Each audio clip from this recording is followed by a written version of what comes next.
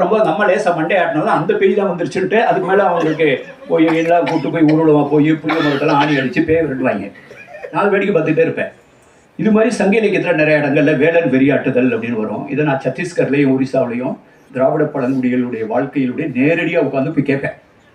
எப்பயாவது எங்கேயாவது வேலன் வெறியாட்டுறது இருந்தாலும் தகவல் சொல்லி விடுங்கன்னு சொல்லுவேன். தாசில்தார் சொன்னால் அங்கே போவேன். அதே மாதிரி லவ் பண்ணி ஓடி பண்ண உடன்போக்கு பற்றி தேடிட்டு போவாங்க செவிலித்தாயெல்லாம். அதை போய் வேடிக்கை பார்த்துட்டு என்னம்மா என்னாச்சுன்னு கேட்பேன்.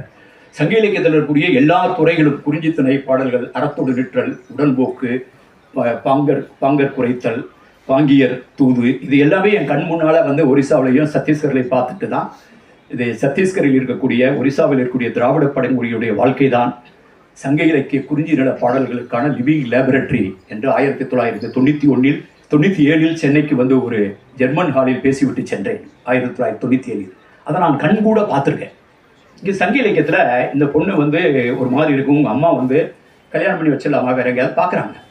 அப்போ வந்து இருந்தாலும் வேலனை கூப்பிட்டு வந்து வெறியாட்டலாம் அப்படின்னு வேலனுக்கு தகவல் சொல்லிவிடுறாங்க. அவர் வர்றார். வந்து அவர் வந்து பொதுவாக வந்து ஆடு, இந்த ஒரு வெள்ளையாக இருக்கக்கூடிய சின்ன ஆட்டுக்குட்டியை பலி கொடுத்து அந்த ரத்தத்தெல்லாம் எடுத்து நெஞ்சிலெல்லாம் தடைக்குவார், சந்தனம்லாம் தடவுவார். பொதுவாக அப்புறம் நான் ஒரு இதுலேயும் பார்த்துருக்கேன். சத்தீஸ்கரில் ஒரு புகை மாதிரி வச்சுட்டு ஒரு நெல் வேற வச்சுருப்பாங்க, ஒரு சாம்பிராணி புகை மாதிரி. அதெல்லாம் வச்சுட்டு கொஞ்சம் கொஞ்சமாக அப்படி ஆடு ஜிவ்வுன்னு ஒரு மாதிரி அருள் ஏறும் மாதிரி ஏறும். அப்படி ஏறினோன்னா அப்படின்னா அந்த வேலன் வந்து அவர் மேலே இறங்கிட்டார், முருகன் வந்து இறங்கிட்டார்.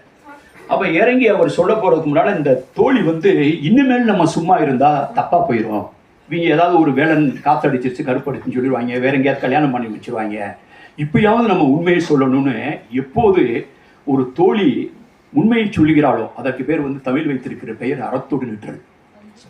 தோழி செவிலிக்கு அறத்தோடு நிற்கும், செவிலி நற்றாய்க்கு அறத்தோடு நிற்கும், நற்றாய் தந்தைக்கும் தன்னைக்கும் முன்னத்தின் உரைக்கும்.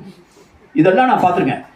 செவிலினா யாரு, தோழினா யாரு அப்படின்னு பார்த்தா என்னை ஒரு ஆள் கேட்டார், என்ன சார் சங்க இலக்கியத்தில் எப்போ பார்த்தாலும் தலைவி மட்டும் காதலிச்சுக்கிட்டு இருக்காங்க, தோழி காதலிக்கவே மாட்டாங்க.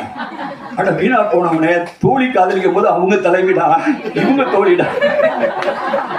அதனால அப்பயே வந்து இவனுடைய காதல் அவனுடைய காதல் நம்முடைய அகத்திணை மரபுல மக்கள் முதலிய அகனைந்தினையும் சுட்டி ஒருவர் பெயர் சொல்ல பெறார் அப்படின்னு அவன் ஒரு பண்பை வகுத்துட்டு போறான். இப்போ இவன் காதல் அவன் காதல்னா ஆணவ கொலை பண்ணி விட்டு போயிடுவான், ஏதாவது பண்ணி விட்டு போயிடுவான். அப்பெல்லாம் பண்ணுறதில்லை. நான் போய் சங்க இதில் பார்த்துருக்கேன், ஒரிசாவில் பார்த்துருக்கேன், இதில் சத்தீஸ்கரில் பார்த்துருக்கேன். சங்க இலக்கியத்தில் கோவப்படுவாங்க. அவங்க செவிலி சொல்லுவாங்க. செவிலிங்கிறது ஒரு மேட்ரன் மாதிரி. இந்த வயசான பிள்ளைங்கள்லாம் வந்து ஒரு வீட்டில் தங்கியிருப்பாங்க. அந்த எல்லாம் ஒரு சின்ன ஒரு வீட்டுக்குள்ளே எல்லாரும் அப்பா அண்ணன் தம்பியில் இருக்கிறதுலாம் தூங்க மாட்டாங்க. அவங்க வந்து பொதுவாக ஒரு வீட்டில் இருந்து தங்கியிருப்பாங்க. சத்தீஸ்கர் காடுகள் அப்படி தான். பையன்கள்லாம் சேர்ந்து